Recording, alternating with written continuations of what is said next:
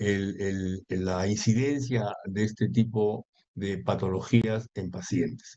Sin embargo, a pesar de que estamos enfatizando de que la enfermedad diabética es una enfermedad fundamentalmente glucocéntrica, tenemos que reconocer en los últimos años la aparición de un proceso, de un síndrome que se ha denominado cardiorrenometabólico, en el cual la diabetes en el estadio 2 representa realmente un pasaje muy importante y que es posible en este momento el control de ella junto con los otros factores de riesgo para evitar que pase a estadios mayores. Todo este proceso empieza evidentemente con una persona que no tiene ningún factor de riesgo y que tiene estilos de vida adecuados, tanto en alimentación y ejercicio, y empieza el proceso con el tejido adiposo disfuncional, el exceso, en el estadio 1, en el cual el sobrepeso y la obesidad, que es muy frecuente en nuestra población latinoamericana,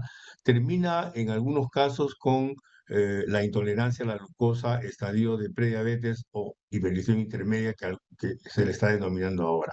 Y en el estadio 2, en donde está colocada la diabetes, generalmente va asociada con otros factores de riesgo y ya los inicios de la enfermedad cardiorrenal, en el cual muchas veces la hipertensión y el compromiso renal no tiene que ver necesariamente con el proceso metabólico, sino que son cargas hereditarias, pero que el conjunto de estos factores de riesgo llevan a la enfermedad renal que de no ser controlados en su momento pasan al estadio 3, en el cual ya se encuentra una enfermedad cardiovascular subclínica y el síndrome cardiometabólico renal, caracterizado por una enfermedad aterosclerótica subclínica que se ve muchas veces con el score de calcio y la insuficiencia cardíaca subclínica que de no controlarse correctamente con la terapia respectiva, finalmente terminan en pacientes que pasan al estadio 3, en donde la enfermedad cardiovascular clínica y el síndrome renometabólico ya están presentes a través del infarto de miocardio, a través de la insuficiencia cardíaca, a través de la fibrilación auricular, del stroke y de la enfermedad vascular periférica. Reconocemos evidentemente este síndrome cardiorrenometabólico, que es un continuum, si es que no se logra en algunos de sus momentos el tratamiento, y para lo cual se ha tomado la base para determinar que los objetivos del tratamiento de la diabetes en esa perspectiva es, en primer lugar, el control estricto de la glicemia, el reducir las complicaciones microvasculares, fundamentalmente crónicas, como las agudas, que es la hipoglicemia, proteger el corazón y el riñón, manejar los factores cardiovasculares externos, el control del peso y mejorar la calidad de vida, sobre todo ahora que está manejada esta enfermedad centrada fundamentalmente en el paciente. Entonces, estos objetivos de tratamiento son los que actualmente el consenso está desarrollando para tratar de manejarlos en la población nuestra. Para ello, pues tenemos una farmacoterapia muy importante que se basa en tener medicamentos eficaces que puedan reducir la hemoglobina glicosilada, en medicamentos seguros que puedan prevenir la hipoglicemia, medicamentos que puedan proteger la función cardiovascular y proteger la función renal.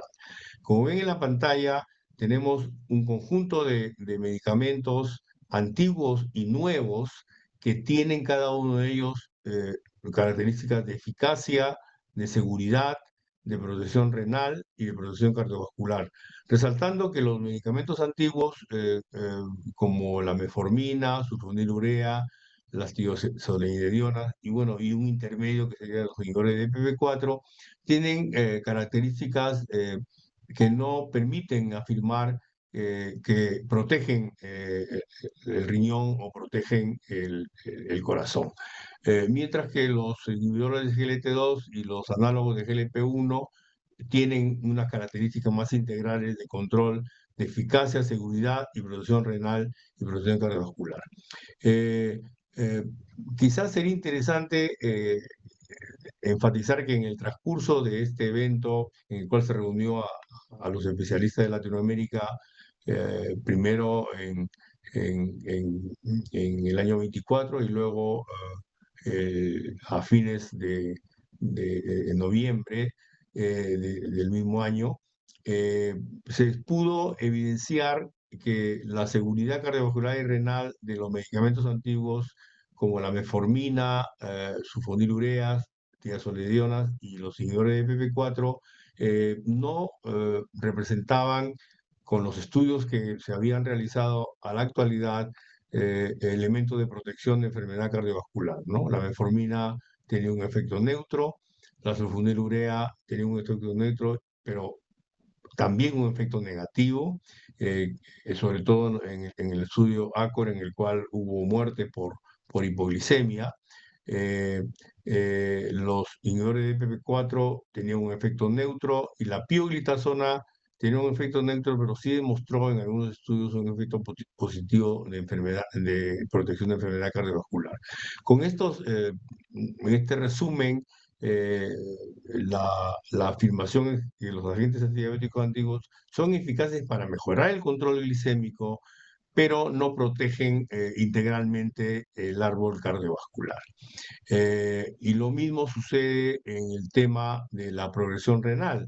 Ninguno de los medicamentos antiguos, metformina, sulfonilureas, inhibidores de PP4, pioglitazona y aún la insulina, no tienen ningún grado de evidencia de que son eh, protectores de la función renal, ¿no? Entonces, el enfoque glucocéntrico, que es muy importante reconocer en el manejo de la diabetes con estos hipoglicemiantes o antidiabéticos antiguos, deben estar dirigidos fundamentalmente a sujetos con diabetes de corta duración y sin complicaciones cardiovasculares o renales, y teniendo como meta el control de la glicemia, o sea, la hemoglobina menor del 7%, evitar la hipoglicemia que cada vez se le da la importancia por los efectos que tienen a nivel cerebral y los costos económicos, y la meta también evitar el aumento del peso. Eh, esta, Esta última línea eh, de, de cuando uno encuentra una glicosilada mayor de 7,5 a 8%, debería de combinarse dos medicamentos para tratar de llegar rápidamente a la meta de menor de 7% y evitar la inercia terapéutica. Eh, Mientras que el enfoque centrado en las complicaciones, o sea, en el cajón del lado izquierdo, como comentamos al inicio, debería estar centrado en utilizar medicamentos que protejan o impidan que progrese mucho más la enfermedad cardiovascular en el paciente con diabetes, como los análogos de GLP-1 o los inhibidores de GLT2, y en enfermedad renal, la utilización de los inhibidores de GLT2, los análogos de GLP-1 y últimamente los estudios que hay de antagonistas de receptores de mineralocorticoides que también deberían ser utilizados en los pacientes que tienen enfermedad renal con diabetes.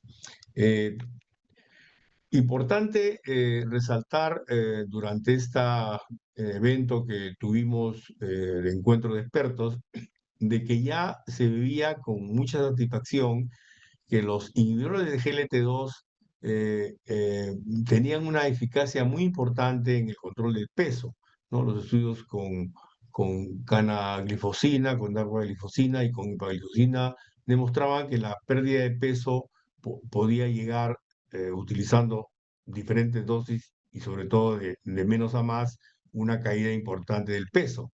Y lo mismo pasaba utilizando los análogos de GLP-1 con mayor potencia la caída, tanto utilizando dulaglutide, semaglutide y sobre todo el semaglutide de 2 miligramos que llegaba a una caída importante de peso en estos estudios que están mencionados en la parte superior, en el cual cada uno de los análogos de GLP-1 en los diferentes estudios demostraba sus bondades en la caída importante del peso.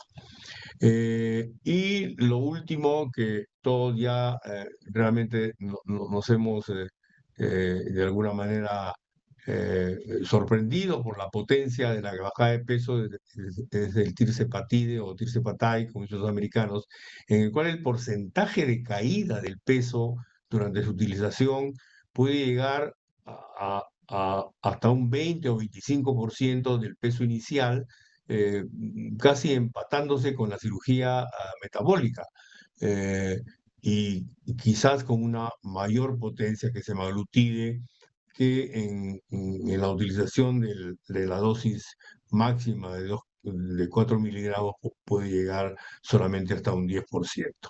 Entonces, es importante digamos, enfatizar, como se hizo en el evento, de que estos nuevos medicamentos han roto muchas barreras de, de, y mitos de tratamiento en el cual se pueden utilizarse inclusive, nuevamente vuelvo a repetir, en pacientes sin diabetes.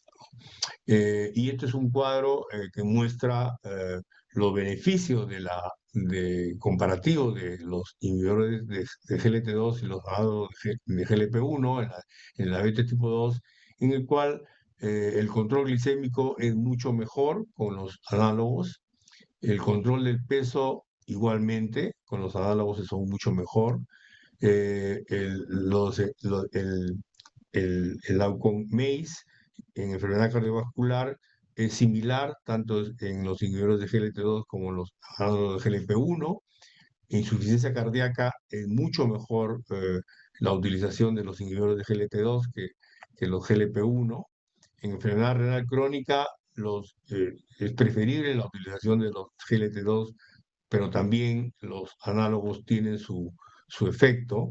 En el hígado graso, que es la otra eh, eh, el otro elemento de este complejo o constructo cardiorreno-metabólico, también igualmente se ha demostrado el efecto de estos medicamentos, tanto CGLT1 como sobre todo los análogos de GLP-1.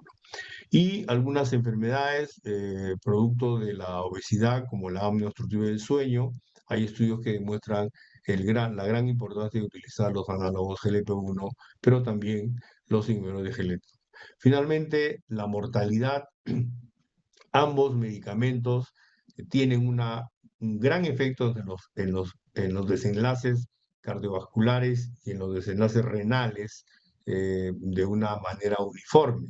De tal manera que su uso actualmente, como dije anteriormente, viene siendo hecho no solamente para el manejo de la diabetes, sino también para el manejo de enfermedad cardiovascular y renal, y por lo tanto los nefrólogos, los cardiólogos y los internistas la están utilizando cada vez más en pacientes sin diabetes.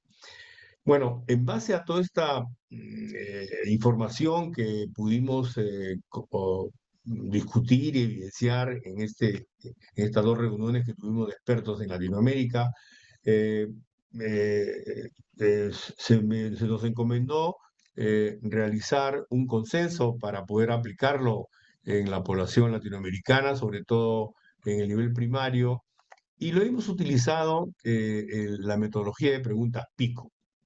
Y para conocimiento de todo el auditorio, la pregunta PICO es un formato estructurado para formular preguntas de investigación que son útiles en la búsqueda de evidencia científica en ciencia de la salud.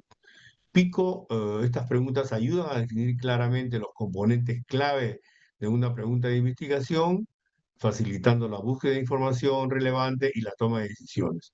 ¿Qué significa PICO, no? PICO, la P significa la población a la cual va dirigida la intervención, eh, y es la intervención misma, el tratamiento que se aplica o que se investiga.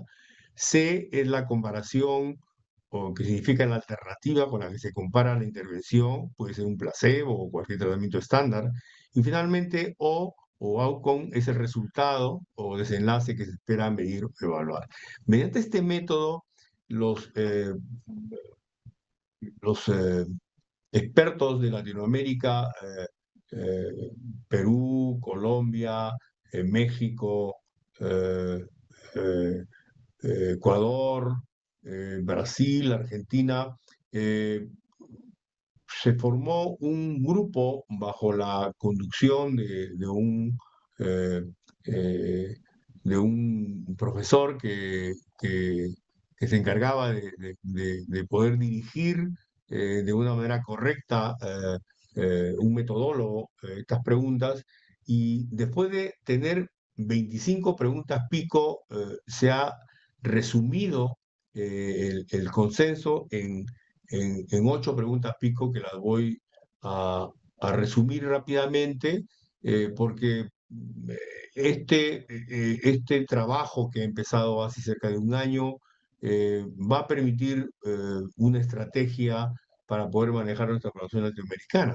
La primera pregunta pico está dirigida a la estrategia integral de la reducción de riesgo cardiorreno-metabólico, que era el objetivo del consenso, ¿no?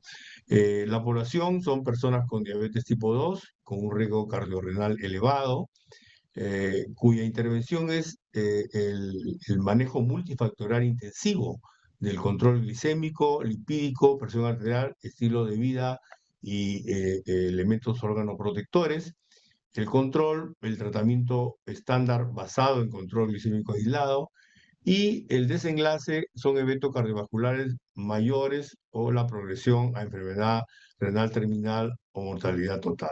Todo esto está alineado con los estudios que se han hecho eh, eh, en Steno 2, en ADA y el Grupo Europeo, y el pilar del consenso significa cómo podemos formular con una pregunta pico de este estilo una estrategia integral de reducción de riesgo.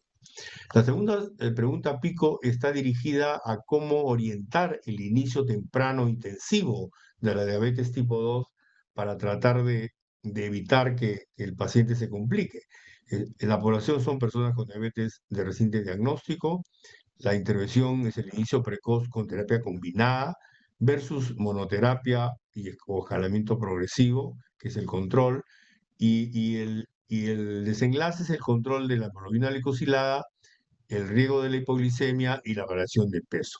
Esto está alineado con la propuesta de tratamiento intensivo temprano de la ADA de este año y los consensos internacionales, y responde a una duda frecuente en la práctica clínica de cómo iniciar un tratamiento temprano intensivo en la diabetes tipo 2. La tercera pregunta pico está dirigida a la intensificación del tratamiento para la diabetes sin utilizar insulina, ¿no? Está dirigida a personas con diabetes tipo 2 que no logran metas con monoterapia. La intervención es una opción no insulínica, utilizando inhibidores de GLT2, análogos de GLP-1 u otros. El control son opciones no insulínicas con medicamentos eh, a- antiguos, el desenlace es la hemoglobina glicosilada controlada, el evitar la hipoglicemia y el control del peso, ¿no? Eh, Define realmente el paso terapéutico siguiente de un escenario clínico muy frecuente, que es básicamente después de la metformina, ¿qué utilizar? ¿No? Esa es la pregunta.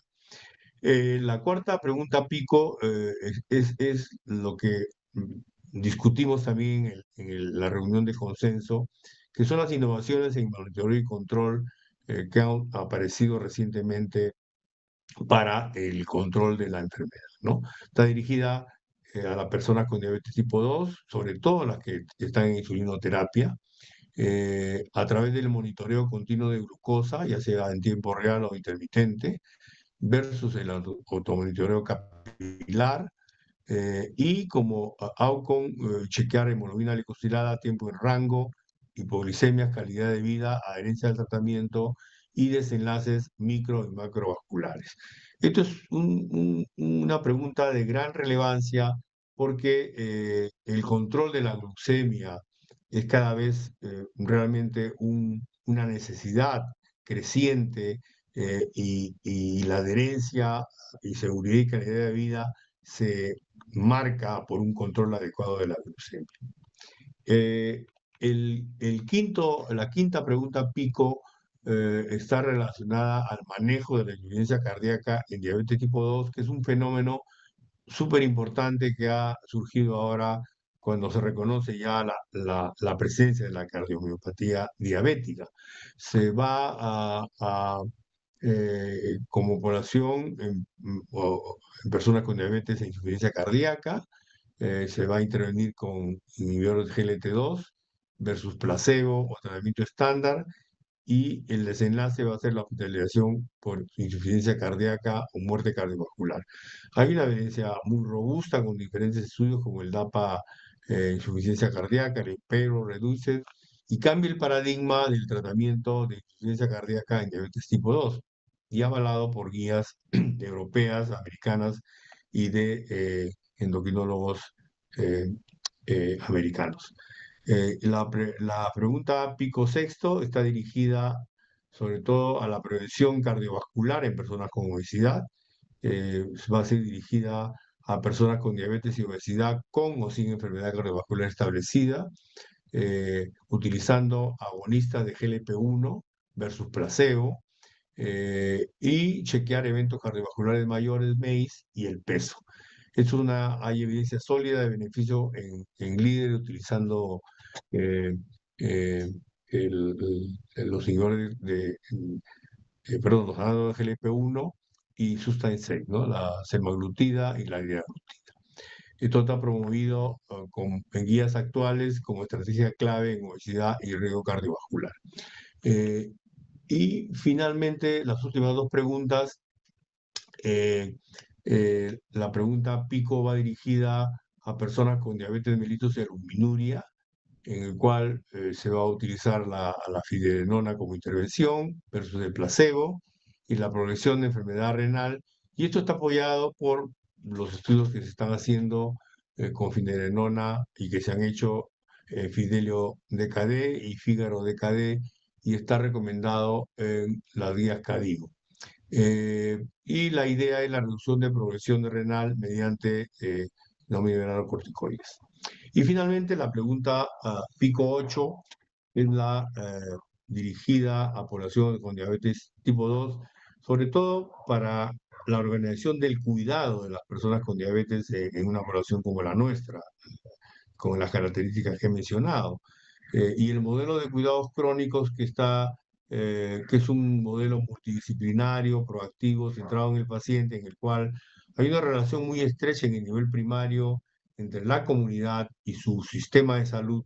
Es el modelo que se va a utilizar como patrón para el manejo de la población con diabetes tipo 2 versus la atención tradicional fragmentada, y se va a tener como desenlace el control glicémico, la prevención de complicaciones, la satisfacción del usuario, la sostenibilidad del tratamiento y los costos, sobre todo, que para nosotros son muy importantes en relación al tipo de medicación que tenemos que utilizar en nuestros pacientes. Esta pregunta va a permitir responder cómo estructurar la atención desde una perspectiva organizacional y poblacional, y es clave para poder guiar en Latinoamérica políticas de salud y reformas y sistemas de atención en diabetes. Actualmente en ALAT estamos impulsando una serie de actividades que tienen que ver con políticas de protección al paciente con diabetes, en la medida de que creemos que el sector público debería de tener toda una estructura necesaria para poder organizar el cuidado de la diabetes para los pacientes, sobre todo en nuestros territorios que tienen unos determinantes sociales muy importantes que impiden muchas veces que el tratamiento pueda ser hecho correctamente. Bueno, estas 8 preguntas pico son las que se están desarrollando actualmente. Nos hemos dado como plazo para poder desarrollarlos y terminarlos en un documento para nuestro congreso que va a realizarse del 18 al 21 de noviembre en la ciudad del Cusco, en el Centro de Convenciones del Palacio Municipal. Va a ser el 19 Congreso Latinoamericano de Diabetes de edad y ya están comprometidos invitados internacionales que están viendo en pantalla. Vamos a hacerle un homenaje importante al profesor Jacopo Mileto, que es el padre de la epidemiología de la diabetes, el inventor del Findrix y el actual promotor del diagnóstico a una hora de la diabetes, así como otros especialistas y invitados internacionales que van a venir a Cusco para noviembre y desde ya estamos invitándolos a todos ustedes para que nos acompañen y podamos tener una reunión de alto nivel, tanto científico, académico, como de convergencia de amistades y de esa amistad latinoamericana de la que siempre hemos tenido. Bueno, este sería todo mi presentación. Estoy dejando una, un QR para que puedan ustedes tener más conocimientos sobre lo que está haciendo la en los actuales momentos.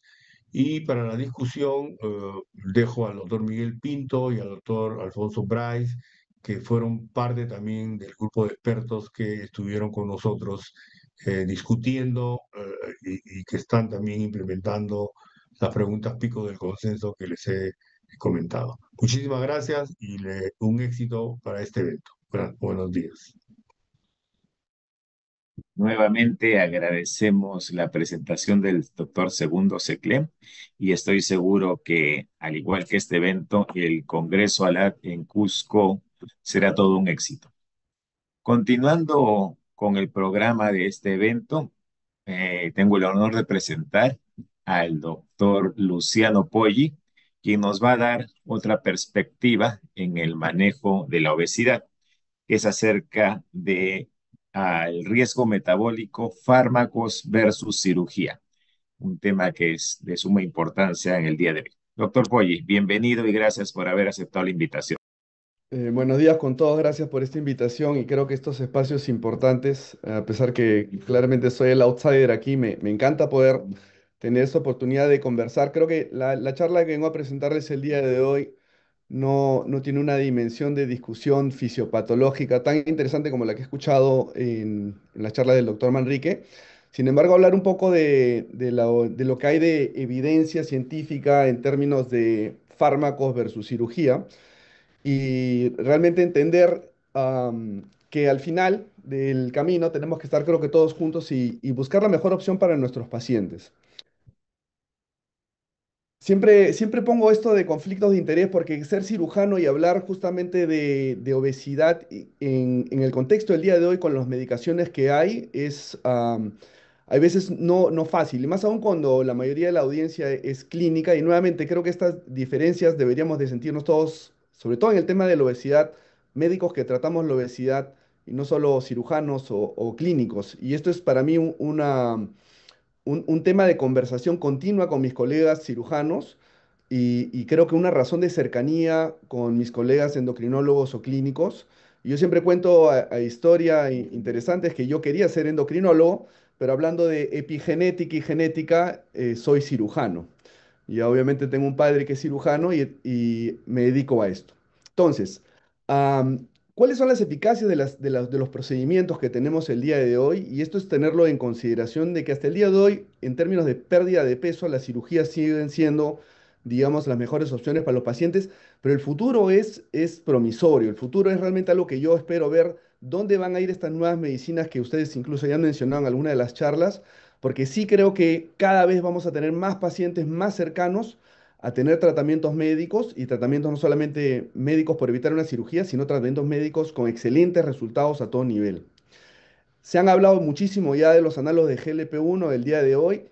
Siempre hay algunos estudios que nosotros tenemos en mente, como los estudios de randomizados controlados, donde se ve realmente que hay una reducción importante de la mortalidad, una disminución importante en la falla cardíaca, y estudios como el estudio SELECT, donde se ven en pacientes con sobrepeso sin diabetes, esta gran mejora en lo que es realmente el MACE o el Major Cardiovascular Events. Entonces, creo que tenemos en claro que las medicaciones funcionan súper bien y tenemos en claro que hay un gran grupo de pacientes con o sin diabetes que se pueden beneficiar. Pero el tema que yo tengo que discutir realmente es cuál es el comparativo del riesgo cardiovascular con las cirugías y la medicación. Y justamente ahí es donde tenemos estudios ya bastante antiguos, con seguimientos largos, donde vemos que en términos de peso los resultados son bastante mejores, pero no son de los números que muchas veces algunos pacientes o algunos colegas creen que son. O sea, estamos hablando de pérdidas de 18%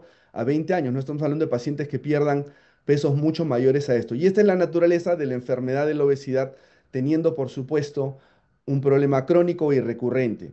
Cuando hablamos ya de diabetes y cirugía bariátrica, y yo creo que este término hasta ahora a algunos colegas les cuesta repetir, y me refiero a colegas cirujanos, porque nosotros los cirujanos no hemos venido a curar la diabetes, hemos venido a ver cómo podemos aportar a esta enfermedad más aún asociada a la obesidad. Y no hay un estudio en el que haya mostrado realmente que la obesidad con diabetes puede ser, digamos, mejor tratadas con fármacos versus cirugías, donde vemos incluso que la remisión de la diabetes tiene mayor número de años. Y estos son estudios todavía tempranos que se han publicado ya hace varios años, e incluso estos artículos tienen más de 10 años, mostrando que los pacientes con una cirugía bariátrica metabólica, y esto es un término que hay que empezar a acuñar porque no somos solamente bariátricos, sino somos cirujanos metabólicos, podemos tener resultados realmente que antes no se podían tener con medicaciones.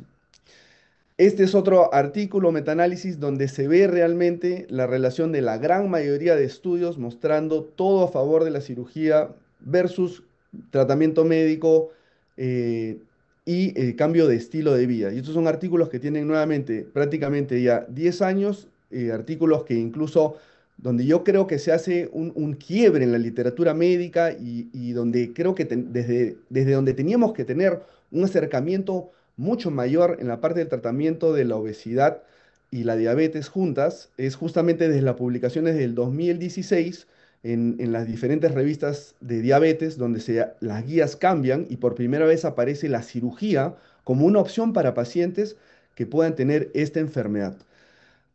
Y este es probablemente el primer estudio que randomizado, controlado, donde se compara básicamente cirugía bariátrica versus tratamiento médico. Y este estudio, que es el estudio Stampede, organizado por la Cleveland Clinic, justamente lo que muestra es que a 3 años, en su primera publicación en el 2015, muestra una diferencia significativa, teniendo como el objetivo ver cómo progresaba la hemoglobina glicosilada, y luego un segundo punto de corte a los 5 años, donde esta diferencia continúa, pero empezamos a ver que, sin duda alguna, se empiezan a acercar en algo los diferentes, digamos, tratamientos.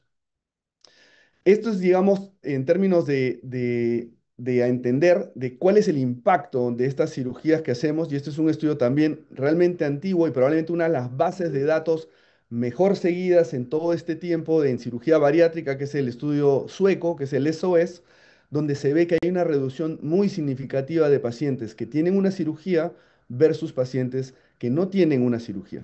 Pero sigamos entrando a la parte metabólica, que es lo que nos interesa. Y esto es algo que algunos cirujanos andamos prestándole bastante atención y que se han mencionado de alguna manera en estas charlas, y para mí es de un interés particular. Este síndrome cardiorrenal que empieza a tener cada vez más literatura y donde los cirujanos muchas veces no se daban cuenta de que con una cirugía podía haber realmente un impacto en un paciente que ya tuviera algún grado de insuficiencia renal. Esta patofisiología ustedes la conocen mejor que yo, donde realmente entendemos que la lipotoxicidad va a tener un impacto en la función cardiovascular, que puede generar lesión del miocardio, y esto tener básicamente un círculo que se retroalimenta teniendo falla en obviamente la parte renal con activación del sistema renina-angiotensina y perpetuando o continuando un problema, digamos, en el paciente y aumentando su riesgo metabólico.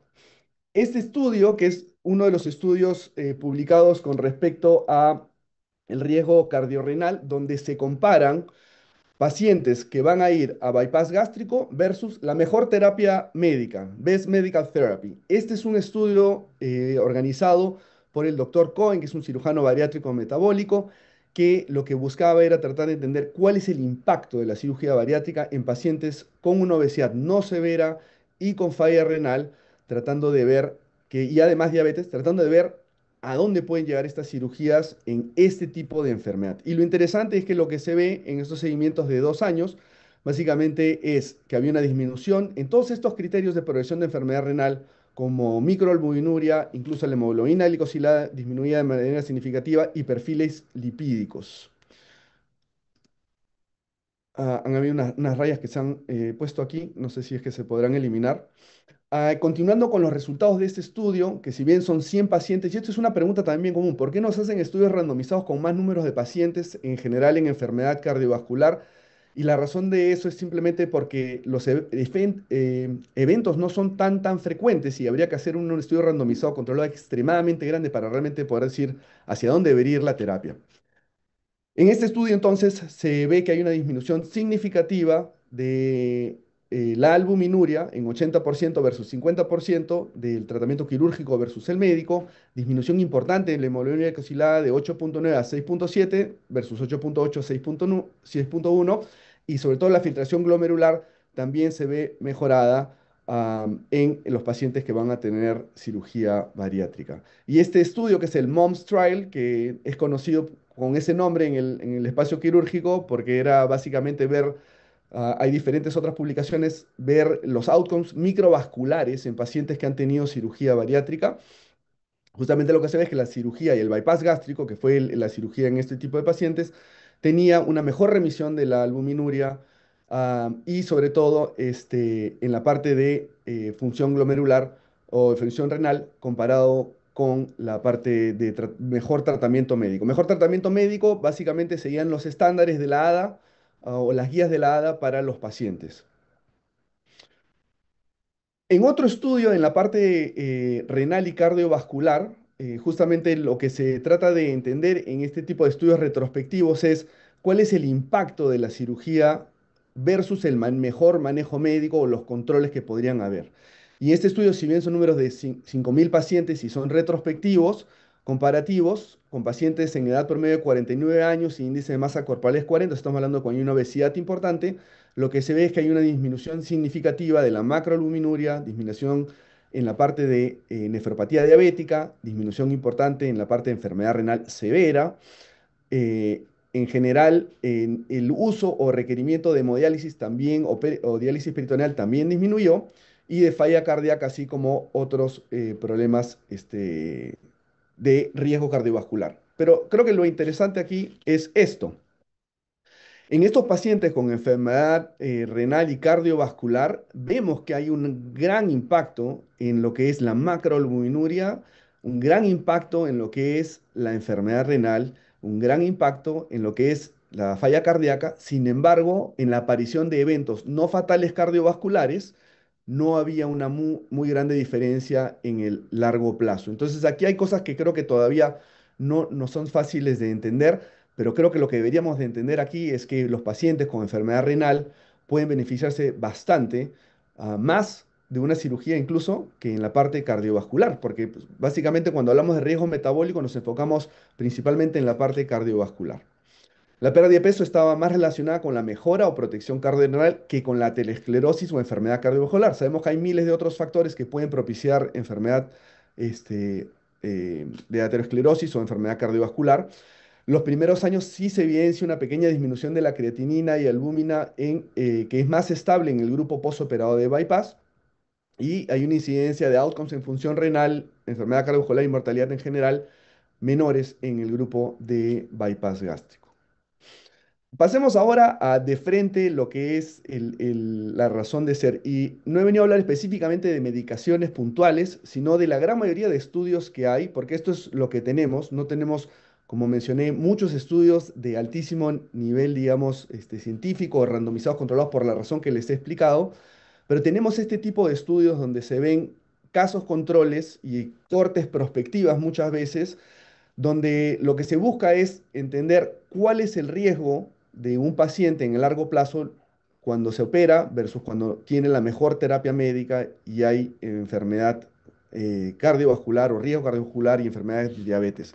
Y cuando vemos, por ejemplo, el primer endpoint de estos pacientes que son operados de cirugía bariátrica, manga gástrico, bypass gástrico, comparados con los pacientes no quirúrgicos que tienen el mejor tratamiento médico, creo que es interesante mencionar esto, que de manera inicial los pacientes con cirugía van a tener mayor riesgo de outcomes cardiovasculares por la simple razón de pasar por un evento de cirugía. Entonces, las cirugías sabemos que en algunos pacientes pueden descompensar su enfermedad cardiovascular e incluso ser un riesgo de mortalidad. Sin embargo, en el largo plazo, el beneficio en términos de tener efectos mayores adversos cardiovasculares, como ustedes bien conocen, es de manera muy significativa menor en la cirugía metabólica.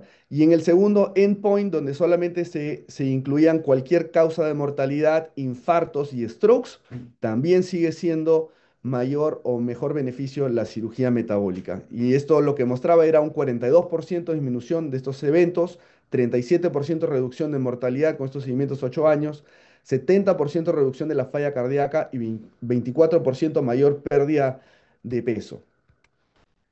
Otro artículo de revisión, y estos son nuevamente los mejores artículos que tenemos el día de hoy, donde se hacen esta evaluación de esta gran cohorte de pacientes y se hace un comparativo con un control. Estamos hablando de más de 100.000 pacientes y donde lo que se puede encontrar es 50% o casi 50% reducción de mortalidad en cirugía comparada con controles en el seguimiento a largo plazo, años de vida ganados 6.1 y en pacientes diabéticos 9.3. Entonces, esto creo que es un mensaje para llevarse porque los pacientes que sin duda alguna más se pueden beneficiar de este tipo de cirugías son justamente los pacientes que tienen diabetes como riesgo cardiovascular o de mortalidad en el largo plazo. Los pacientes sin diabetes, 5.1 años, y estos son números, además, el que viene creo que importante tener en cuenta. 10 años, el número necesario para prevenir una muerte son 8.9 en diabéticos y 29 pacientes, 0.8 en no diabéticos. Entonces estamos hablando de que esto, desde mi punto de vista, como salud pública, tendría un impacto muy grande en la vida y en la población que se esté estudiando. Seguimos viendo allá comparativos directos de las medicaciones que más nos apasionan, creo que a todos, que son los análogos de GLP-1, a pesar de que sé que los SGLT también tienen un impacto muy grande en prevenir la falla cardíaca y en otras cosas que ustedes saben mejor que yo, pero cuando vemos este tipo de cortes y comparamos los receptores de agonistas de GLP-1, si bien estos estudios, por más que tengan buenos años de seguimiento, la gran mayoría de sus pacientes tuvieron análogos de GLP-1 de generaciones pasadas que sabemos que no tienen el impacto que pueden tener otras medicaciones, vemos de todas maneras que existe una diferencia importante en cosas como mortalidad de todo origen, como cambios obviamente en la pérdida de peso, impacto significativo en lo que es incluso la hemoglobina glicosilada.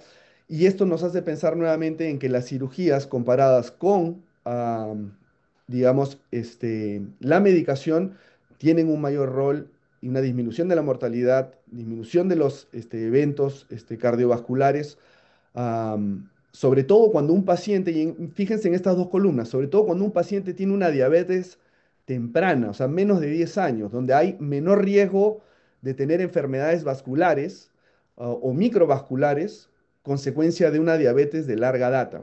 Esto a mí lo único que me hace pensar es que tenemos que muchas veces salir de la inercia clínica, como acuña ese término uno de mis profesores, el doctor Valdés, clínico e internista, infectólogo de la institución en la que trabajo, que muchas veces tendemos a hacer lo mismo. Y muchas veces este creo que es el problema y el gran debate que quizás deberíamos de discutir el día de hoy.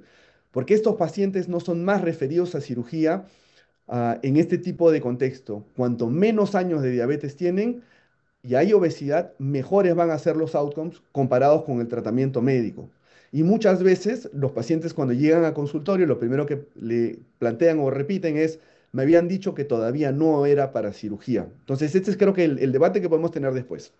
Cuando comparamos GLP-1s, y ya estoy terminando esta presentación para dejar más tiempo al debate, con cirugía metabólica, y estos son datos del Trial Select, comparado con, digamos, diferentes informaciones que tenemos, y esta es una diapositiva de una presentación del doctora Ali Amian, que estuvo involucrado en el estudio Stampede, cirujano metabólico de la Cleveland Clinic, que gentilmente comparte sus diapositivas.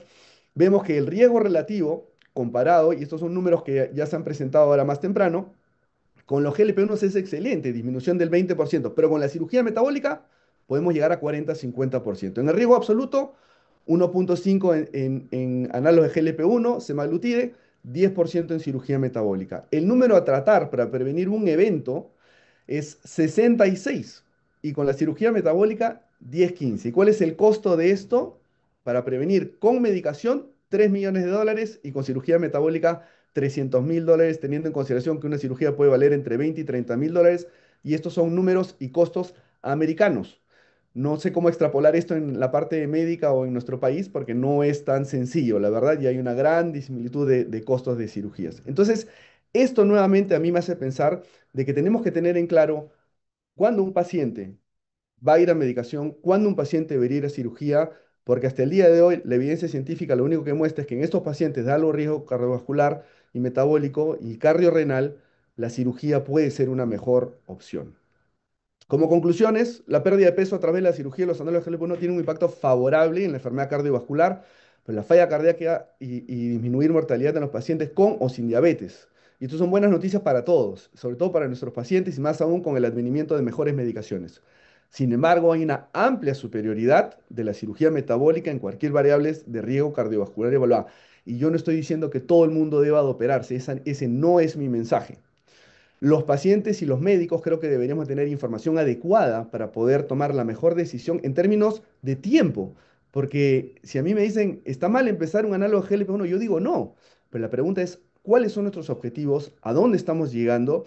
Y desafortunadamente, esta es la conversación que siempre tenemos con colegas quirúrgicos de decir, la parte clínica no quiere referir a cirugía, pero también les doy a entender que muchas veces los cirujanos pareciera que solo quisiéramos operar. Y creo que los cirujanos también somos médicos y tenemos que entender que las cirugías tienen un lugar de ser y sin duda alguna lo que hoy en día vemos que son cosas que se deben de evitar son pacientes que tienen cirugías y cirugías y más cirugías y yo sin duda alguna creo que ese no es el camino a avanzar en este tipo de enfermedades cardiometabólicas.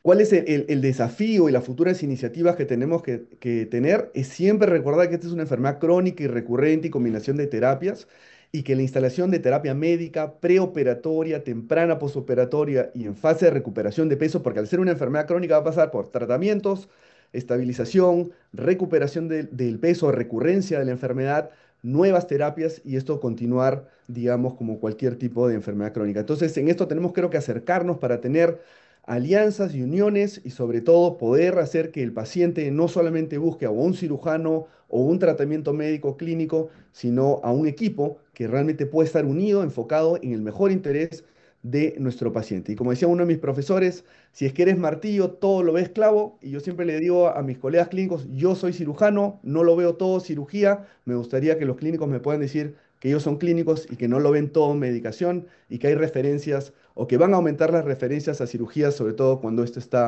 es apropiado. Gracias. Doctor Poggi, muchísimas gracias por su excelente presentación. El inicio de su charla me hace recordar a Francesco Rubiño entrando a un congreso de la Asociación Americana de Endocrinólogos Clínicos diciendo, por favor, disculpen, solo soy un cirujano.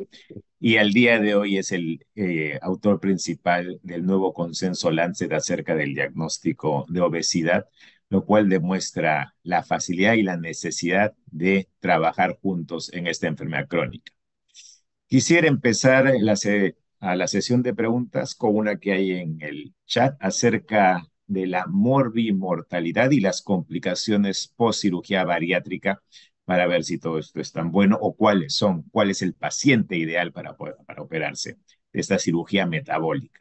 Sí, la cirugía en general, toda la cirugía es metabólica, ¿no? Este concepto que viene del pasado de bariátrico versus metabólico tenía en principio de que los pacientes con IMC de 35 para arriba o 40 hacia arriba con problema metabólico claro, digamos diabetes, hipertensión, era el paciente que tenía cirugía bariátrica y metabólica y los pacientes que tenían un IMC más bajo, sin diabetes, o mejor dicho, con diabetes, ese era el que tenía solamente cirugía metabólica porque su peso era, digamos, no tan importante. E incluso han habido intentos en la parte quirúrgica de hacer cirugía metabólica o puramente metabólica en pacientes que ni siquiera han tenido obesidad O sea, estamos hablando de pacientes con sobrepeso, donde se les han hecho diferentes tipos de cirugías en ensayo, algunas sin ensayos clínicos, digamos, bien supervisados.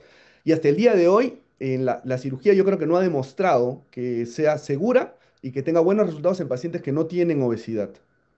Ahora, los principios y ideas de qué es obesidad han cambiado y nos estamos enfocando en que el IMC ya no es el único parámetro, sino hay otros. Las cirugías tienen que tener una indicación. Usualmente el paciente ideal para operarse es un paciente que tenga un sobrepeso considerable utilizando el IMC porque seguimos utilizando esa variable o otros criterios de obesidad en IMC arriba de 30 que no ha podido tener un resultado sostenible con una intervención médica. Es bien raro que uno de estos pacientes llegue a consultorio sin haber tenido una intervención médica y lo primero que cuando uno de estos pacientes aparece en este consultorio, por lo menos lo primero que se le dice es, tú necesitas, creo que primero, ver la parte clínica y sin duda alguna tratar algo diferente de pensar simplemente en operarte. O sea, esto no funciona así o no debería funcionar así.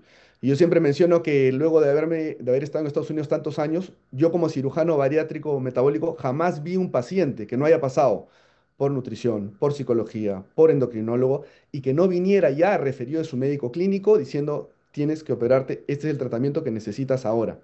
Entonces, y usualmente las secuencias son 3 a 6 meses de evaluación, se pone un parámetro, se cambia de terapia si no hay resultados, 3 a 6 meses de evaluación, si es que hay resultados continuamos y si no se cambia de parámetro y en el lapso de 2 años usualmente o a veces menos, los pacientes son referidos a cirugía si es que eso es lo que se necesita como tratamiento, pero no son lapsos muy prolongados. Las complicaciones en cirugía bariátrica sin lugar a duda ocurren y son mayores en los pacientes que tienen, digamos, más problemas médicos, mayor peso y probablemente mayor edad también. E incluso los resultados no son tan buenos a pesar de que la literatura va mejor en la cirugía que el tratamiento médico con pacientes diabéticos. Entonces ahí la idea es entender de que el beneficio de la cirugía y lo que muestran los estudios es que en el largo plazo la cirugía disminuye la mortalidad y la prevalencia de problemas metabólicos y los pone bajo control, ¿no? Por eso es que es importante que hayan alianzas y sabemos con qué cirujano estamos trabajando, cuál es el plan y qué cirugía se va a hacer también. Porque hoy en día, dentro de la desesperación, creo, del mundo quirúrgico, de entender que la obesidad es tan difícil de tratar, hay un montón de diferentes grupos de cirugías que están empezando a desarrollarse buscando la mejor cirugía y creo que no hay una cirugía sola para todo el mundo, sino esto es encontrar el tratamiento o la parte quirúrgica a cada paciente. No sé si respondí la pregunta o querían algo más detallado, puntual en términos de complicaciones. No, me parece excelente. Yo creo que ha destacado algo importante que es la preparación del paciente. Yo recuerdo a Rodrigo Castro Lamata hablando siempre de cardiólogo, neumólogo, endocrinólogo, odontólogo, psiquiatra para evaluar al paciente antes de que pase a cirugía. Por otro lado, como bien ha mencionado, estamos viendo en la consulta muchos pacientes que no tenían sobrepeso o que no tenían una indicación clara y han sido operados. En ellos, las complicaciones nutricionales metabólicas son bastante frecuentes. La siguiente pregunta era acerca de cómo manejar la reganancia de peso en los pacientes operados, porque tenemos muchos pacientes que vienen a la consulta que han sido operados o de estas campañas de cirujanos que operan en provincias y luego se olvidan del paciente sin mencionar a ninguno, simplemente cómo llegan a la consulta con reganancias de peso y con algunos problemas de salud. Sí, yo creo que hoy en día, en el año 2025, al cirujano al que le duela, la segunda opción de alguien que recurre a peso no es una cirugía de ninguna manera, a menos que haya un problema anatómico en la cirugía, pero eso ya es totalmente otro asunto. Entonces, usualmente un paciente que recurre de peso debería ser tratado de esta manera: evaluación por la parte nutricional, por la parte clínica, por la parte psicológica y luego de eso entender cuál es, digamos, su situación desde el punto de vista de problemas metabólicos que hayan regresado y además de eso, una breve consulta con el cirujano para ver que no hay un problema anatómico que pueda tener, digamos, un impacto. Pues si el paciente no tiene síntomas obstructivos, que a eso me refiero principalmente, la mejor terapia para un paciente, riesgo-beneficio, posoperado de cirugía bariátrica metabólica que tiene recurrencia de peso, es el tratamiento médico.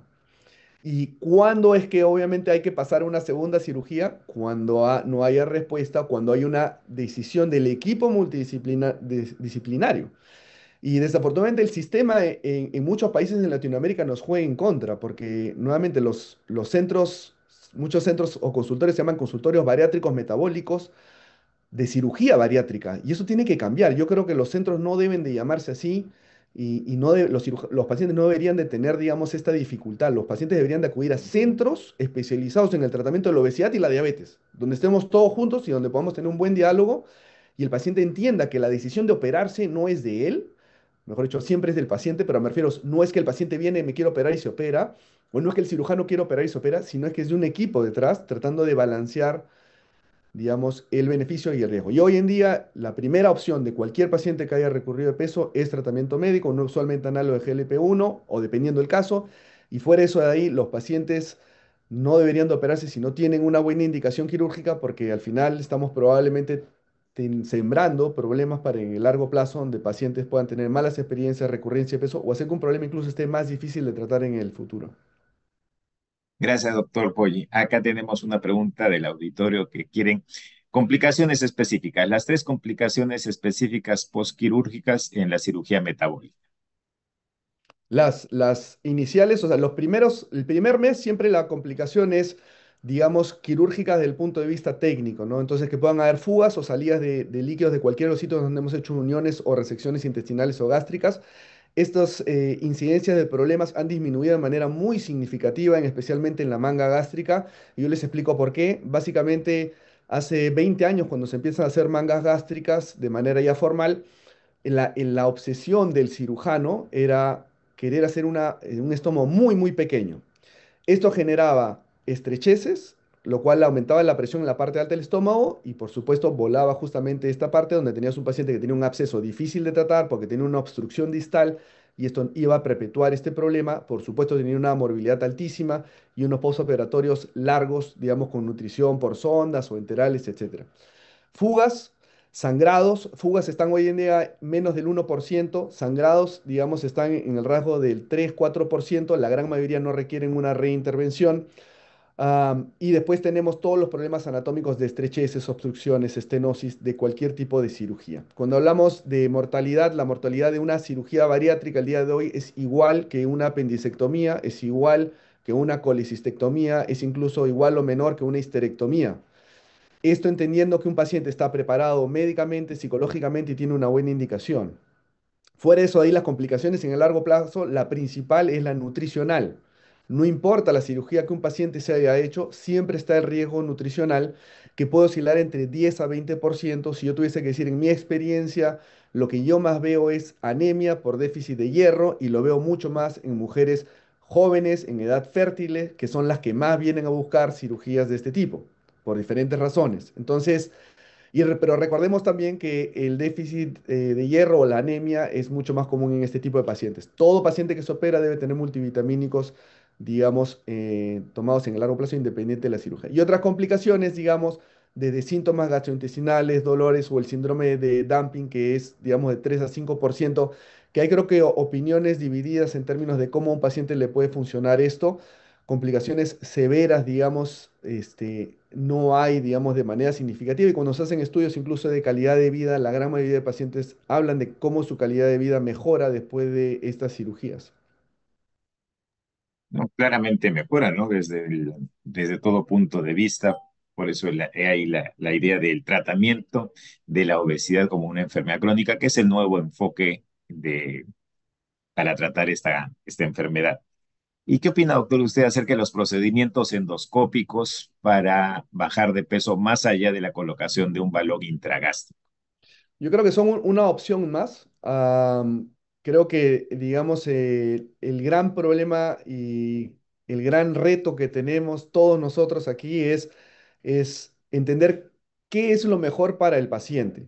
Y a lo que me refiero es que hasta el día de hoy, si bien tenemos algunos patrones de indicación, es bien difícil decir qué paciente va a ir excelente con medicación, qué paciente va a ir excelente con tratamiento endoscópico, qué paciente va a ir excelente con cirugía. A lo que me refiero es qué paciente no debería ir a medicación sino de frente a cirugía o viceversa, ¿no? En términos de los tratamientos endoscópicos, la pérdida de peso está entre, digamos, está muy cercano a tratamientos médicos y lo que más estamos hoy en día enfocando es que los cirujanos que hacen tratamiento endoscópico es la instalación temprana de tratamiento médico conjunta para poder, digamos, tener un mejor resultado, ¿no? Este año el lema del Congreso Mundial de Cirugía Bariátrica es la era de terapias combinadas, ¿no? Y a la larga, nuevamente, entender que necesitamos estar juntos y tratar este problema. Las terapias endoscópicas son una opción más que algunos pacientes pueden, digamos, acercarlos a buscar, digamos, ayuda. Y creo que ahí es donde está el valor, desafortunadamente, de una enfermedad hasta el día de hoy tan difícil de entender. Pues si me tuvieran que decir qué es mejor, una terapia endoscópica o una cirugía, infinitamente mejor es una cirugía. De acuerdo, doctor. Es verdad, muchos pacientes, algunos responden muy bien al tratamiento con los tratamientos médicos disponibles, específicamente los agonistas del receptor de GLP-1, y otros no tanto, y ahí estamos viendo lo que se llama la farmacogenómica, ¿no? A algunos les va bien, a otros les va mal, me imagino que es algo similar con la cirugía. Con los nuevos tratamientos no disponibles aún, quizás en un par de años, lo máximo que se va a lograr bajar de peso es alrededor del 22% con tirzepatida, de repente con otros agonistas 25%. Lejos está la pérdida de peso con la cirugía bariátrica. Existe, doctor, la posibilidad de que nuevos procedimientos o terapias combinadas, como ha mencionado usted, logren que los pacientes bajen más allá del 30% del peso inicial. ¿Cómo ve el futuro? ¿O ya Yo llegó el futuro? No, yo creo que el futuro va a ser bien interesante, sobre todo de tener opciones. Yo para mí, desde el punto de vista de cirujano, cuando tengamos pacientes que les recurra el peso y tengamos grandes fármacos que puedan en ese momento, digamos, interactuar, ¿no? Y apoyar al paciente. Yo creo que es bien difícil tener una posición centrada porque nos apasionamos mucho cada uno con lo que hace y creo que hay muchas opciones para los pacientes el día de hoy y por eso muchas veces necesitamos andar en equipo para poder decidir lo mejor para cada paciente. ¿El futuro? ¿Cuál es el futuro? El futuro sin duda alguna para mí va a ser hacer un examen de sangre y determinar cuál es la mejor terapia para ese paciente basado en su genética y basado digamos, obviamente estudios de lo que se ha dicho hoy día más temprano, ¿no? Medicina, digamos, individualizada y tener en claro quién es el paciente, qué edad tiene. No es lo mismo tratar una paciente, digamos, mujer de 22 años que no tiene hijos, que no tiene obligaciones, con una mujer de 50 años que tiene hipertensión, diabetes y una familia que cargar. Entonces,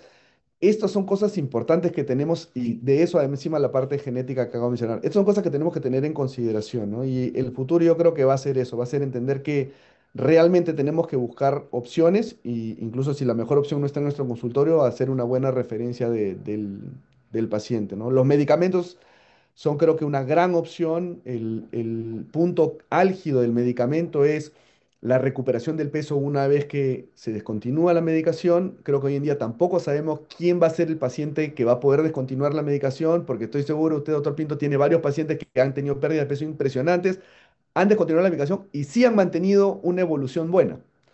Porque eso es justamente lo difícil de entender de esta enfermedad, que hay unos pacientes que sí van a tener, digamos, un mantenimiento de peso incluso cuando le descontinuemos la terapia. Y así como a nosotros nos cuesta entender cómo algunos pacientes que se operan recuperan el peso tan rápido, y por supuesto siempre hay un tema de pensar que o nosotros hemos fallado o los pacientes nos han fallado, y creo que estas son cosas que tenemos que ir sacando de línea y entender que quizás no fue la mejor terapia en el mejor momento para el paciente, y estas son cosas que tenemos que seguir aprendiendo en el futuro para ayudar a nuestros pacientes, ¿no? Para mí la pregunta siempre es, para ustedes la parte clínica, ¿cómo hacemos con la medicación en el largo plazo, entendiendo que tiene un alto costo, ¿no? ¿Cuándo hay que referir este paciente a una cirugía, y cómo, digamos, darle información adecuada o apropiada a un paciente? Porque cuando un paciente está a un año o a 2 años en un análogo de GLP-1 y ha tenido una buena, digamos, buen avance de tratamiento de la parte metabólica, sus comorbilidades o incluso de peso, pero hemos pasado de tener un IMC de, no sé, pues 38 a tener un IMC de 33 o 30. ¿Qué sigue, no? ¿Qué es lo que sigue ahí con esos pacientes? Que hay un gran grupo hoy en día de este tipo de pacientes, ¿no? Yo creo que ese grupo de pacientes representa ya por lo menos la mitad de la consulta en endocrinología, por lo menos en la clínica, pacientes que acuden por sobrepeso u obesidad. Y es verdad, los nuevos tratamientos son costosos y los que vendrán probablemente serán más costosos. Y ya en los estudios antiguos con terapia oral, con la fentermina o la naltrexona, se vio que hay un grupo de pacientes que inclusive con el uso de placebo, ordenando su estilo de vida, logran perder el 5% que clásicamente pedían, pedían las guías de la Endocrine Society. Actualmente podemos leer los resultados de los estudios recientes y ya el 5% o 10% de la pérdida de peso inicial es prácticamente el 100% de los participantes y ya estamos hablando de pérdidas del 15, 20, todavía no llegamos al 25% en algunos pacientes. Es todavía un tema pendiente encontrar el paciente ideal para el tratamiento ideal, como es el objetivo de la medicina de precisión. Sin embargo, ya para ir cerrando, acá hay una pregunta acerca de los costos, ¿no? Los costos entre una terapia médica a largo plazo, como bien ha mencionado, y una cirugía metabólica. Por ponerle un ejemplo, alguien que tenga un IMC de 30 con alguna comorbilidad como dislipidemia, una persona joven en sus 45, 50 años, que tiene historia familiar de diabetes, que fue un familiar, ¿no? O sea, ¿qué le recomendaríamos? Tratamiento médico a largo plazo, la posibilidad de un procedimiento de cirugía metabólica. Sí. ¿Cuál Cuando sería la la elección? La obesidad no es severa, a pesar de que tenga una enfermedad de cardiovascular o diabetes. Yo discuto con los pacientes, digamos, cuál es el riesgo de una cirugía y obviamente si es que son buenos candidatos para ella, ¿no? Y ahí es donde les tratamos de explicar que la cirugía puede ser una mejor opción, sin duda alguna, costo-beneficio en el largo plazo. Ahí es la delgada línea que creo que a veces nos cuesta diferenciar, ¿no? Porque justamente los que más se benefician de estas cirugías son los pacientes que tienen más problemas médicos, que son usualmente los que menos se quieren operar y los que menos referidos son. Entonces, en ese sentido, yo le digo a los pacientes, existe una posibilidad que con una cirugía podamos no solamente tratar el peso, sino hacer que la diabetes entre en remisión. Yo nunca les digo, te voy a curar la diabetes, yo nunca les digo, te voy a curar la retinopatía diabética tampoco, ni nada. No hemos venido a curar nada de una enfermedad crónica, pero hemos venido a tratar de ayudarlos. Pero sí podemos hacer que los pacientes reduzcan sus medicaciones o quizás pasen a tomar una o ninguna, aunque sea por un periodo de tiempo, que sabemos que justamente ese es el objetivo. Y ahí es donde viene esta idea de entender. Las cirugías pueden poner en remisión un problema médico y después el problema recurrir, regresar la obesidad o regresar la diabetes. Y siempre la pregunta es, ¿pero qué se gana entonces? Y lo que se gana son 8 años o 10 años donde el organismo no estaba expuesto a una gran cantidad de peso, donde el organismo no estaba expuesto a tener problemas, digamos, metabólicos o vasculares. Y justamente eso es lo que a la larga hace mejor calidad de vida y mejor longevidad.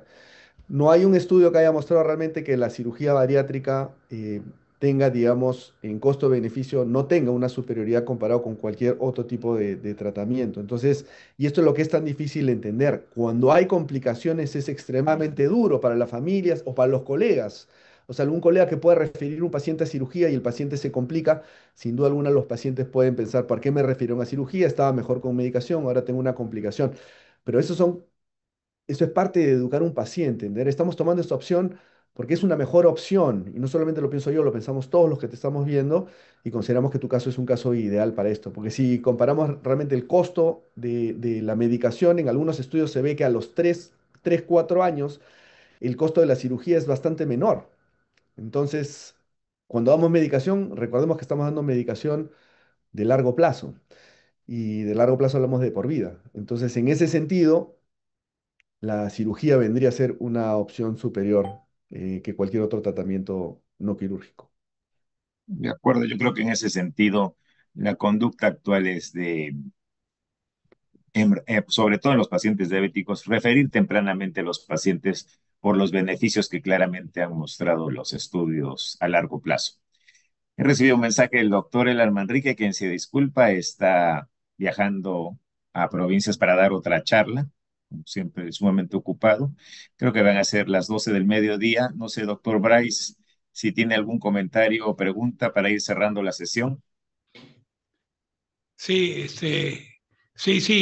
yo les agradezco mucho, ha sido una excelente exposición de Luciano y le agradezco su sinceridad y la claridad para exponer un tema quirúrgico que puede ser complicado, pero lo ha puesto en forma clara, propio de la juventud, con una mente abierta hacia el futuro y en unión con los clínicos. Entonces, ese es el pensamiento moderno de la gente joven que me encanta, que no se ha quedado retrógradamente en una ala radical de cirugía, sino hoy día el tratamiento de ser integral. Y bueno, y tu experiencia y magnífica conducción, Miguel. Pero yo creo, me gustaría solamente repetir lo que ustedes ya lo dijeron, porque algunas preguntas veo que vienen, algunos comentarios de la audiencia. Se habla de cirugía bariátrica o cirugía de este tipo, medicina. Yo creo que todo no puede ponerse en el mismo saco.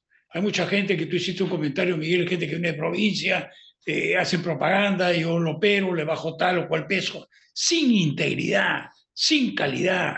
Entonces no se puede meter esos riesgos de cirugía a decir en cosas generales. Yo creo que hoy día lo que estamos conversando, y así no haya mucho, no sea un centro tan costoso, pero sí tiene que haber lo que en cardiología, o sea, para hacer una cosa moderna de cirugía, todo se llama un heart team, y si esto es un metabolic team integrado, general.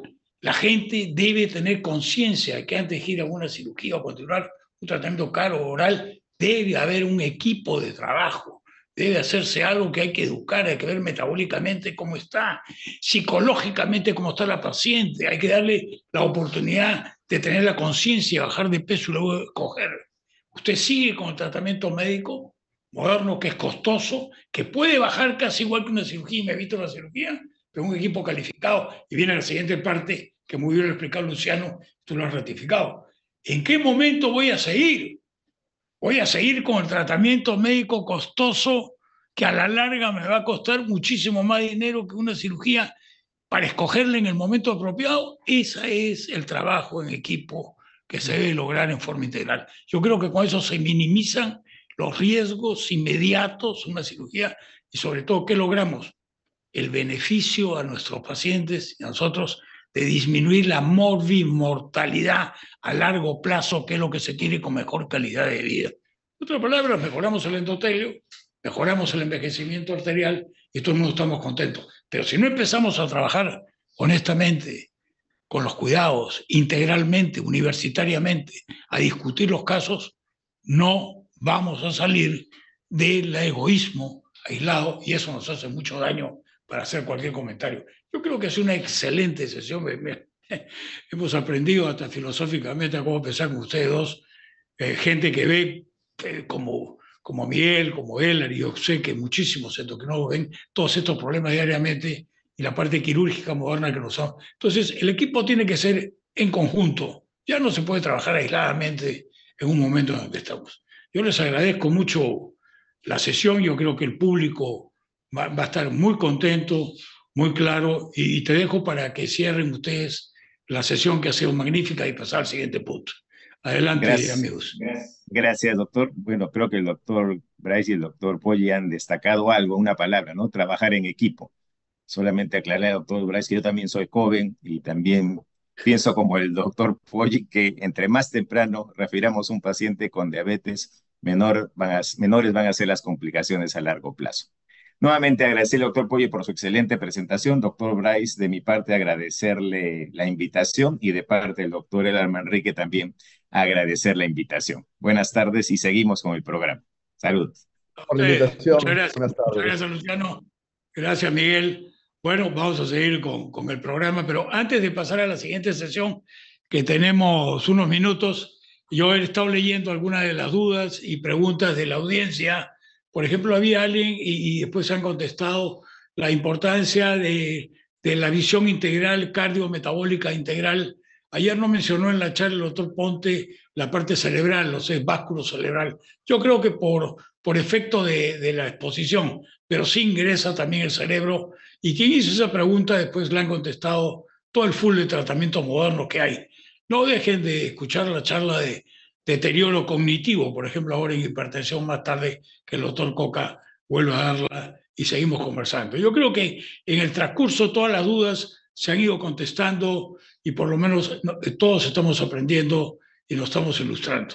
Bueno, para seguir disfrutando, porque creo que estamos en una fiesta académica, para seguir disfrutando y podemos conversar un poco más, porque los diálogos y las mesas redondas a veces enriquecen más que los datos que nos pueden dar específicamente un expositor. Por eso a mí siempre me gusta estos, pero a veces no mucho tiempo, desgraciadamente. Entonces vamos a pasar al otro módulo, así me está adelantando un poquito, que es porque ya veo al famoso doctor Rubén Romero ahí inquieto para querer dirigir, pues preséntalo al doctor Romero, que vamos a entrar al módulo de medidas conductuales y endotelio, donde tenemos a grandes expositores también, pero yo dejo al doctor Rubén Romero para que haga la explicación y se encargue de este módulo. El doctor Rubén Romero Correa es cardiólogo clínico del staff de la Clínica del Grado, es profesor de dos universidades, UDEP y Universidad de San Marcos, presidente del Comité de Ética y Calificación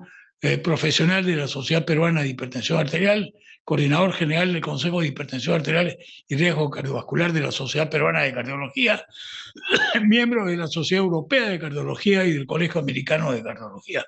Rubén, un gusto verte nuevamente y gracias por acompañarnos con tu expertise en estos temas. Me vas a ayudar a este módulo que creo que va a ser exitoso para que tú presentes a nuestros expositores. Adelante, Rubén, gracias por acompañarnos.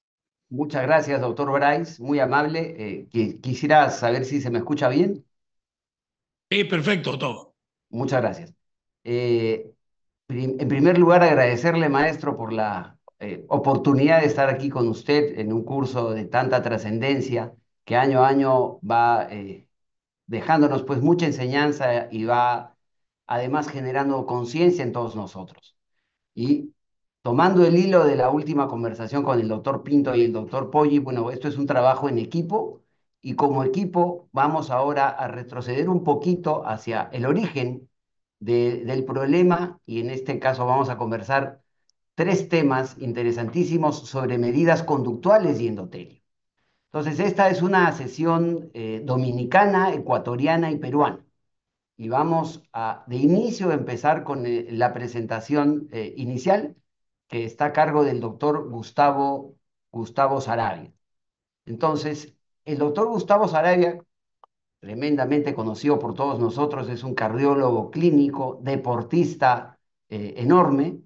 Él es miembro staff de la Clínica San Felipe, él es presidente actual de APOA, miembro del Consejo de Rehabilitación y Deporte de la Sociedad Peruana de Cardiología, asesor de cardiología deportiva del IPD, graduado como experto en cardiología deportiva en el Centro de Alto Rendimiento de Madrid, además de tener certificación como cardiólogo deportivo por el Comité Olímpico Internacional. Es además cardiólogo deportivo por el Barcelona Fútbol Club y además, creo que a todos nos consta eso, es un deportista calificado para esta presentación y además es un hombre que eh, nos ejemplifica el arte del deporte y sobre todo la continuidad en el mismo. Entonces, el doctor Sarabia tiene a cargo la charla Ejercicio y Endotelio. Gustavo, un abrazo y adelante. Buenas tardes con todos. Un agradecimiento al doctor Alfonso Bryce, a la Sociedad Peruana de Endotelio, al Colegio Panamericano de Endotelio por invitación a este decimosegundo curso internacional de fisiopatología endotelial. Nos ha tocado el tema que es habitual en nosotros, el ejercicio y endotelio, como conflicto de intereses. Como ya bien saben, yo soy un apasionado del deporte y eso podría sesgar un poco mis opiniones en ocasiones. Esta primera diapositiva es una diapositiva que tiene 23 años, cuando yo empezaba a hablar de endotelio, ya 4 años antes, desde el año 98 venía hablando, pero la traje a colación porque acá está el estadio Miguel Grau del año 58, fue construido por mi padre, motivo por el cual yo nací en Piura, pero ya hablábamos de función endotelial, ya tenemos algo de ejercicio, de deporte acá, y yo ya comenzaba en estas primeras charlas a mencionar acerca del ejercicio. Esto que hemos ido perdiendo en el tiempo con este sedentarismo que se ha vuelto parte de nuestra vida, los latinoamericanos estamos superando el 40% de sedentarismo y los jóvenes entre 12 y 18 años tienen 80% de sedentarismo, lo cual nos viene trayendo un problema en los próximos años que va a ser realmente de magnitudes increíbles. Vamos a tocar esto en 6 puntos: la actividad física y el ejercicio como primer punto. En esta primera diapositiva vamos a ver cómo nosotros, si dejamos de hacer ejercicio, en tan solo 2 semanas, como se ve en este estudio con 28 participantes que caminaban antes 10.000 pasos diarios, en tan solo 2 semanas hay una pérdida significativa de la vasodilatación mediada por flujo, y no solamente la vasodilatación mediada por flujo, sino también del VO2 máximo. Y después de 2 semanas de recuperar la actividad física nuevamente al mismo nivel que la teníamos, mejora sin alcanzar los niveles que tenían antes, ¿no? Y este estudio concluye que la inactividad física súbita, como podría ser una lesión, como podría ser flojera o podría ser una enfermedad, en un individuo activo produce deterioro de la función endotelial y el VO2 máximo en tan solo 2 semanas. Y esta no se recupera en la misma magnitud del basal luego de retornar a la actividad física hasta pasada 4 a 12 semanas. Dentro de los mecanismos moleculares del ejercicio, ya sabemos que el ejercicio incrementa el shear estrés, reduce la presión arterial, incrementa la viabilidad del óxido nítrico, reduce el estrés oxidativo, incrementa las células precursoras endoteliales, como vamos a ver, reduce inflamación, activa señales que van a reducir la endotelina 1, en los niveles de calcio intracitosólico y el CIRT1, que van a traer como consecuencia mejoría de la función endotelial, frenando aterosclerosis, diabetes, hipertensión arterial pulmonar, isquemia miocárdica, enfermedad crónica, entre otros. Y como bien sabemos, gran parte responsable de esto es que el músculo ya no es más un elemento contráctil solamente, sino es un órgano endocrino que produce sustancias llamadas mioquinas o exerquinas con una serie de funciones autocrinas, paracrinas y endocrinas. ¿Qué mecanismos moleculares están involucrados en el ejercicio a nivel endotelial? Siempre hemos hablado del shear estrés, el estrés de rodamiento, que en una persona sana va a producir un efecto inmediato de vasodilatación, y en una persona con enfermedad cardiovascular, un entrenamiento programado 3 a 4 veces por semana. A las 12 semanas vamos a lograr recuperar la función endotelial y vamos a conseguir también esta vasodilatación mediada por flujo. A nivel de la vasculatura, la célula, y a nivel de la célula endotelial, nosotros vamos a producir estas mioquinas que produce la contracción muscular, el ejercicio, sobre todo el ejercicio de resistencia, una serie de moléculas, vamos a mencionar algunas: la apelina, la fractalina, la interleuquina 6 y 15, el factor de crecimiento del fibroblasto B2 y la neuternina, que actúan sobre unos determinados receptores, produciendo señales de inhibición o estimulación que van a hacer que finalmente el organismo se adapte al ejercicio, produzca vasodilatación y efectos benéficos a nivel de la vasculatura. Y esto mismo lo podemos llevar hacia el cardiomiocito, hacia la neurona, hacia el osteocito, el adipocito. No es territorio exclusivo de la vasculatura. El ejercicio de fuerza produce todas estas mioquinas que tienen efectos benéficos. ¿Qué beneficios del ejercicio hay en el endotelio en los factores de riesgo? Aquí podemos ver, por ejemplo, en personas que tienen una vasodilatación mediada por flujo menor del 50% versus aquellos que tienen mayor del 50%, el ejercicio ayuda a mejorar esa vasodilatación mediada por flujo, además de el colesterol, los triglicéridos o el VO2 max. Y se ha visto claramente que aquellas personas que tienen una vasodilatación mediada por flujo, que es reducida, como en esta línea de acá, en estas dos fracciones, hay una mejoría importante, estadísticamente significativa, donde no mejoran todavía los otros factores de riesgo, ya hay una vasodilatación mediada por flujo que es importante. Acá hay otro estudio en pacientes que son sometidos a una intervención percutánea con un tratamiento médico completo, o al tratamiento médico se le añade un programa de ejercicio regular durante 12 semanas. Miren que este de 12 semanas se va a repetir a lo largo de toda la charla, y se mide vasodilatación mediada por flujo, el IMT carotidio, el índice tobillo-brazo, entre otros marcadores, y se cuantifican las células precursoras endoteliales basales ya a los 3 meses, o sea, a las 12 semanas. Y se encontró que la vasodilatación mediada por flujo mejora en forma significativa, el IMT disminuye después de 12 semanas de ejercicio, y que el índice tobillo-brazo también mejora. Y todo eso estadísticamente significativo, y va de la mano con un incremento significativo de las células precursoras endoteliales. Es decir, parecen estar involucradas en este proceso de mejoría, tanto del IMT, del índice tobillo-brazo y la vasodilatación mediada por flujo.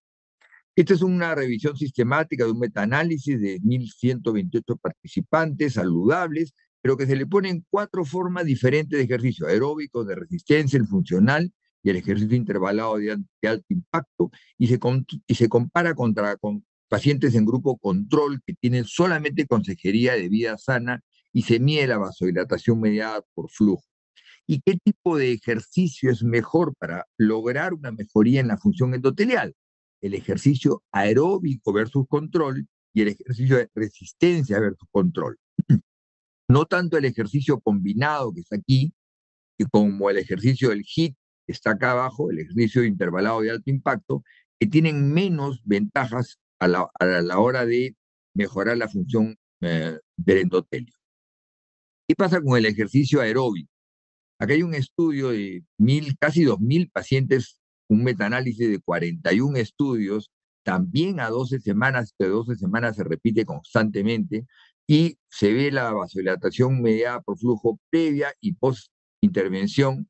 ¿Y qué se encuentra? De que estas 41 estudios nos van a demostrar en promedio que hay una vasodilatación mediada por flujo de 2.55, que es muy estadísticamente significativa, y que esta vasodilatación mediada por flujo no se ve influenciada por el ejercicio de baja intensidad, donde no alcanza la significancia, por eso se ve en rojo.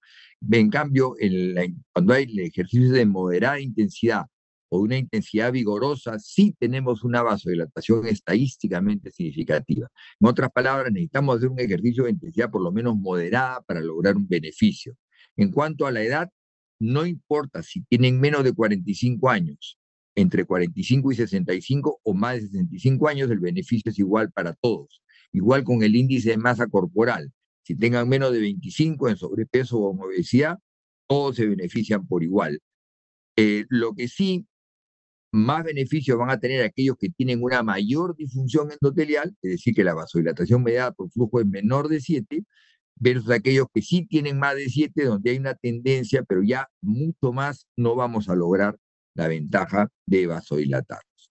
¿Qué pasa con las patologías específicas, puntuales? Por ejemplo, endotelio e hipertensión arterial.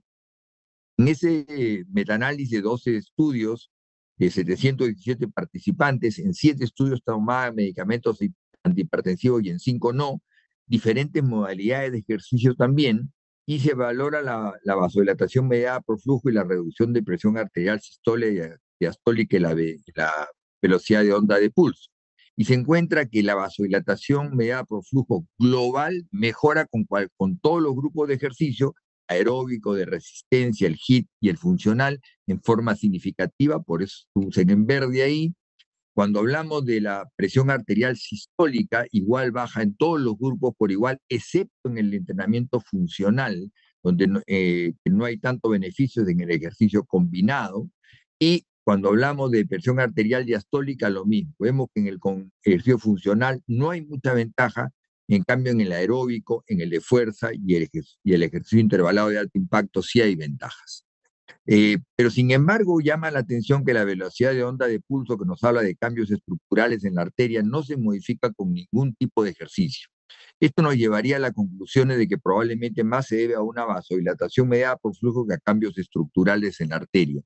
Y este beneficio es independiente de la medicación, tengan o no tengan medicación para la presión, independientemente del valor de la presión arterial, independientemente de la edad, pero sí el beneficio es a partir de las 12 semanas.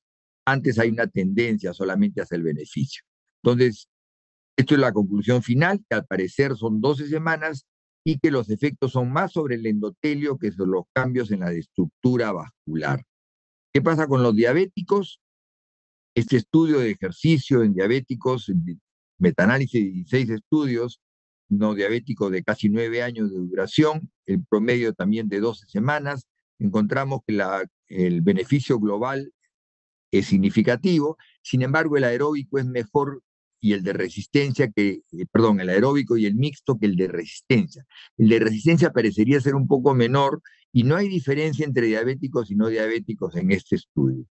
Al igual que en los diabéticos, cuando hablamos de sobrepeso, en este metaanálisis de 10 estudios y 400 participantes, también se ve grupo de intervención, se encuentra que la velocidad, la vasodilatación mediada por flujo es significativa en general, en forma global, pero el ejercicio aeróbico es mejor que el ejercicio de resistencia, tal cual vemos en los diabéticos. Parecería que en diabéticos y obesos va mejor el aeróbico, en el resto irían mejor lo demás. Y esto es independiente del peso.